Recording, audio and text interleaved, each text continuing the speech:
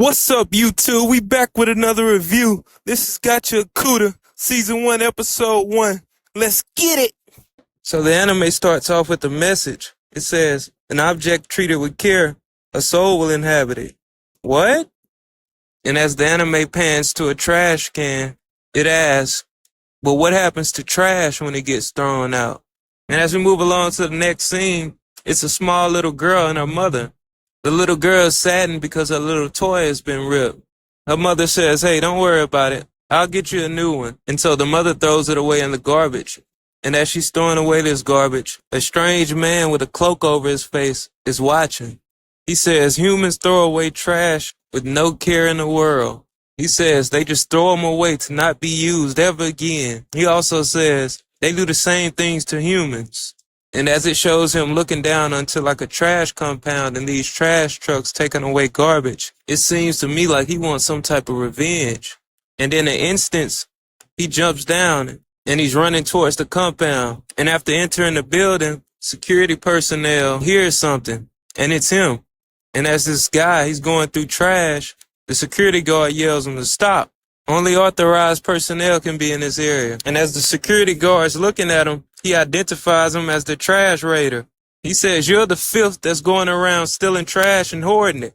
And so he mashes on the alarm and he alerts the whole facility. Backup then arrives, and as they look to capture him, he throws trash at him and he manages to escape. And as he's running away, a door locks him in so he can't get out. And in an instance, they start shooting at him. And he must have some type of special ability with his eyes, because as they're shooting at him, he evades the bullets. He also has tremendous speed. So as they're shooting at him, he runs away and he managed to escape. But as he was jumping over the wall to escape, he got shot. And after finessing the security guards, he finally escapes through a sewer. As he comes out the sewer, he says, those idiots, I'm not the one that's doing anything wrong. In the next scene, two women are talking about the trash raid that happened the night before. They say it was probably those tribes folk. And right as they're talking, a man appears and he's writing in his sketchbook. And I'm assuming that this man is one of these tribe folks that these women were talking about, because they say, look how filthy he looks. I wish they could stay on their side of town. And so as the man walks away, he goes inside the gate. And when he enters this gate, the anime shows the vast difference between two parts of the town, because it gives you a bird-eye view. It shows the ghetto, the slums, and that's where the tribe folks live. A total 360 from where the other people live in the beautiful and the luxury parts of the city. And so next the anime goes inside of where the tribe folks live. And the hot topic is the trash raider. They're talking about him. They're saying, I know it was him who did it. Man, I wish he would stop. And so it pans to Rudo. He's the trash raider. And as he's fixing his toys that he's stolen from the garbage, we get introduced to a young lady. Her name's Chiwa. And you can tell that she cares for him because she lashes at him. She says, hey, you need to stop going through trash. The rich people are very particular on how they handle their trash. You can get in trouble. And he says, hey, I have to do it to keep up with my living expenses. And plus, he feels sorry that these toys are being thrown out when they're perfectly usable. And so as they're talking, this group of hoodlums come up on him. They start to talk about him and tease him. They also give a little lore about the part of the town where they live at. They said that this part of the town was originally created to hold criminals and that they are just the descendants of those people. He explains that they try to keep a clean face and avoid getting in trouble to change the image of this area and the people who live there. But he says, your father was a murderer and a maniac, and he went on a killing spree, and so now we're in the conditions that we're in. And so Rudo gets angry and he's finna stand on business. And the two guys back off and they leave. And they say, see, like father, like son. And so as they leave, Chiwa, the young girl, consoles them. She says, hey, they're stupid. You'll never kill anybody, hurt nobody. And so as they talking, Chiwa, she notices this toy little bear. And she says, it's pretty. And Rudo in his head, he's like, yeah, I got this for you. But he don't know how to tell her. He's shy and he's nervous. And so as he's trying to give her hints that it's for her, he sells because her mother comes and she leaves. After being down on himself for failing, he then goes back home. And so we get introduced to a father-like figure to him. His name is Recto. And Recto starts off trolling him. He says, hey, you wanted to give her that toy. Why you didn't tell her? You got to be more clear about your feelings about her. And Rudo's like, what? Man, you were watching me the whole time? He was like, yeah. And he said, another thing I know about is that you were on a trash raid last night. He says, we're not poor that you have to go and do trash raids and risk your life.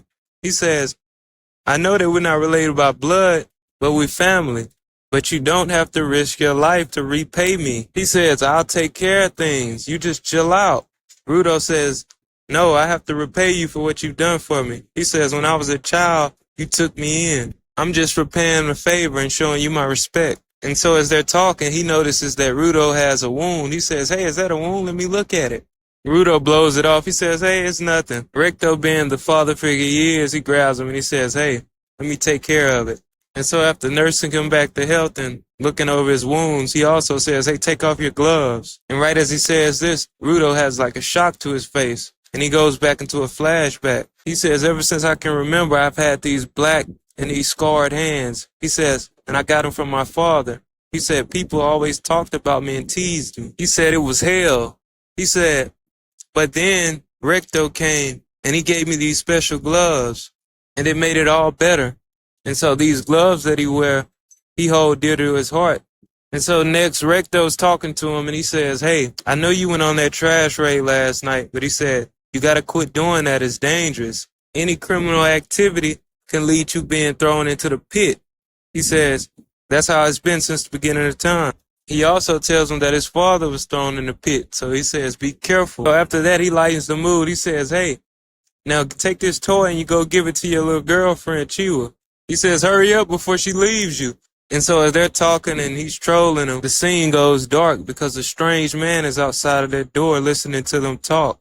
And so after this, it goes back to Rudo. He's going to go back to talk to Chiwa and give her this toy. And so as he arrives on her side of town, the anime highlights the pit, a dark, bottomless hell to where all criminals end up and all trash goes.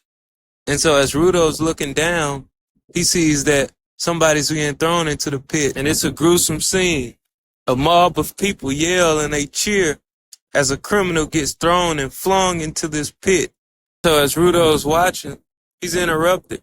Chiwa appears. She says, hey, somebody's getting thrown into the pit, huh? And Rudo's kind of surprised, but he's like, yeah. And so as she's looking down, she says, it's a shame, huh? What a terrible scene. And she says, what's most bad is that the people here that live in these slums are forced to watch these executions if they want to or not. She states that she believes that the people that's in charge, they do this deliberately to show that if you ever commit a crime, you'll be the next to be thrown in the pit. And so she says, Rudo, if you keep doing those trash raids and get in trouble, you can be thrown in the pit. She says, I don't want you to be thrown in the pit. And he says, yeah. Recto tells me the same thing. And she says, yeah, that's because he loves you too. And as she says this, Rudo goes insane. He's like, wait, so she's implying that she loves me? He goes crazy and things get a little awkward. Chiwa says, wait, I didn't mean it like that. And so after the lovebirds have that little moment, Rudo finally finds enough courage to tell her that he wants to give her this teddy bear. And after he gives it to her, she says, wow, thank you, I love it. I'll cherish it forever. And so after this, he's jumping for joy. He says, yes, I finally got my baby. And so he's like, let me go tell Recto what happened. I know he'll be surprised. And as he's heading home to tell Recto the good news, the darkest scene in his anime happens. Because as Rudo gets home, he opens the door, and to his surprise, Recto is being stabbed to death. And crazy enough, it's the same man who was waiting outside of their door listening in on them earlier. And so Rudo, he says, hey, get off of him, and he runs to attack him. But it doesn't work. He's knocked unconscious. And after he awakes, blood is dripping from him. And the unknown assailant picks up a book and he walks out. And Rudo's so weak he can't even go after him. And out of blue, he hears Recto saying, Rudo, you gotta run, escape. He says, change this world. And those would be his last words. Because right as he says these words, the cops come in and they taser Rudo. They say, hey, you've committed this crime and you're going to pay. And so after Rudo pleads and tell him that he didn't do it, they don't believe him. And just like that, Rudo's now being thrown into the pit for the crime of murder. And so as the apostles condemn him for his heinous acts, the onlookers watch, the town people watch. They say, throw that filth in a pit. And so Rudo's thinking in his mind, how did he get to this point? He's a murderer. And right as he's thinking, he spots Chiwa in the crowd and he says, hey, Chiwa, we got to find the man who did this.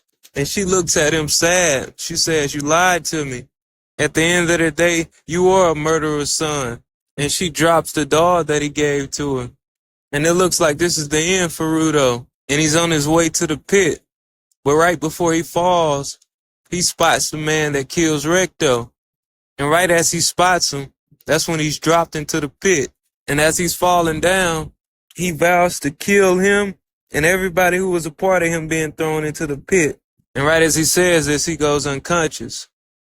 And later as he wakes up, he's surprised that he's alive. And as he's looking around, taking in this crazy scene of what looks like a trash wasteland, out of nowhere, a monster emerges, and he's totally covered in garbage. Rudo looks in awe. He's shocked. What will he do? He can't defeat this beast, can he? And so, guys, that's pretty much the end of the episode. That's Gachiakuta, Season 1, Episode 1. I'm out. Peace.